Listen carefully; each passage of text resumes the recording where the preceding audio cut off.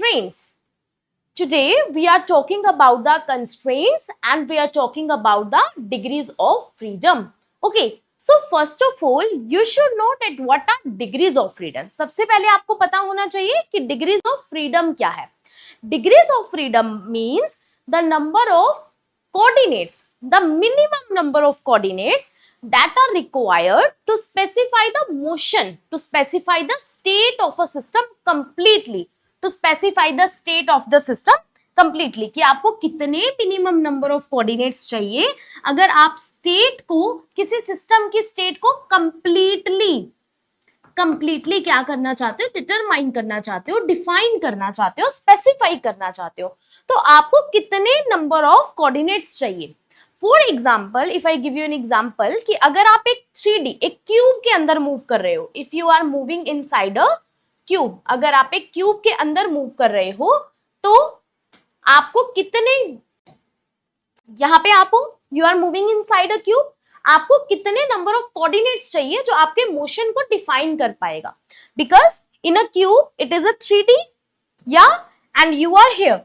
Now in a cube you can move in x direction, you can move in y direction, you can move in z direction, you can move either of the 3 directions. It means there are total 3 degrees of freedom will be required to determine your motion. So degrees of freedom is nothing but the independent ways in which a mechanical system can move. Okay, are you understanding? Now I was talking about the constraints. You have degrees of freedom, you have constraints. What is constraint?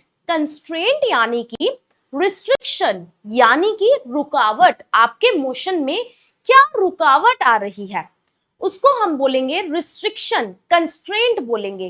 ठीक है, condition which restrict the motion. I have given you example कि आप यहाँ पर खड़े हो, here is a plain road, there is no restriction, your parents allow you to move on the road anywhere, so you can move here, you can move here, but here is a sea, here is a sea, and your parents do not allow to move towards the sea because it's a deep sea and you will be dead if you move towards it. Okay, so you are not allowed to move towards the sea, towards this direction. That means this is a constraint on your motion. You are not allowed to move in this direction. Constraints result in the deduction of the degrees of freedom. See here carefully. I was giving you example of a cube, है ना? I was giving you example of a cube. You are moving in a cube. Here are you. Okay. In a cube, you can move in this direction, you can move in this direction, and you can move in this direction. But if I say you cannot move in this direction, you can only move in x direction and only move in y direction. You are constrained to move in z direction. It means for you, you are one person and you are moving in a 3D, so you have total 3 degrees of freedom. But I tell you that you are not able to move in the z direction. It means there is one constraint, so you need to minus 1 and there will be only 2 degrees of freedom left. Clear? Constraint reduces the degrees of freedom. Are you listening to me? Are you getting the point? Now listen to me very, very carefully. If I say that you are moving on a circle, you are moving on a circle. Okay, this is a circle and you are moving on the circumference of the circle. I say that you are constrained. You are constrained to move on the circumference of circle only. Okay, आपको मैंने बोला कि आप सिर्फ circle के circumference पे ही जा सकते हो, मूव कर सकते हो. इट मींस आप ना तो इस सर्कल के बाहर जा सकते हो ना ही इस सर्कल के अंदर आ सकते हो. गेटिंग माय पॉइंट और not? Please let me know. आप इस सर्कल के ऊपर ही इसके सर्कमफ्रेंस पे ही मूव कर सकते हो. Now you know circle is 2D. Circle is nothing but 2D. So for 2D you have total 2 degrees of freedom.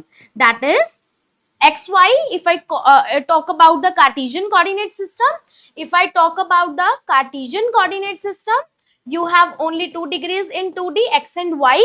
But circle Circle is a plane polar coordinate system. Circle is a plane polar coordinate system, right? So in plane polar, you have r and theta. This is your lower class syllabus, है ना? I can't explain here what are plane polar coordinate system because you are preparing for lecture cadre here. So now for a circle in 2D, you have plane polar coordinate system, that is r and theta. But I tell you that you are constrained to move on the circumference of the circle. मतलब आप सिर्फ circle के circumference में move कर सकते हो, मतलब आपका ये डिस्टेंस तो फिक्स है, मतलब आपका रेडियस तो फिक्स है, आप सर्कल के अंदर नहीं आ सकते हो, आप सर्कल के सर्कमफ्रेंस को छोड़ के बाहर नहीं जा सकते हो. It means r is fix for you, r is constraint here, r fix है, आर आपका कंस्ट्रेंट है, so you are only left with the theta. सिर्फ एक ही कोऑर्डिनेट बचता है, so you have only 1 degree of freedom if you are constrained to move on the circumference of a circle. Getting my point? But if I talk about a sphere, what if I talk about a sphere? अगर मैं sphere की बात करती हूँ, sphere है आपके पास. Now for a sphere, it is a 3D picture. So you have r, theta and phi. Now I say you are constrained to move on the circumference of the sphere. So r will be fixed only, but you have another 2 coordinates, so there will be 2 degrees of freedom. That means actually degrees of freedom are given by 3n minus k. 3n minus k, where n is the number of coordinates and k is the constraint. N are the number of particles. Sorry, n are the number of particles and k are the constraints, and 3n minus k determine the total degrees of freedom. So this is the total concept of what are constraints and what are degrees of freedom. Getting it or not? Any doubt anyone? Let me know.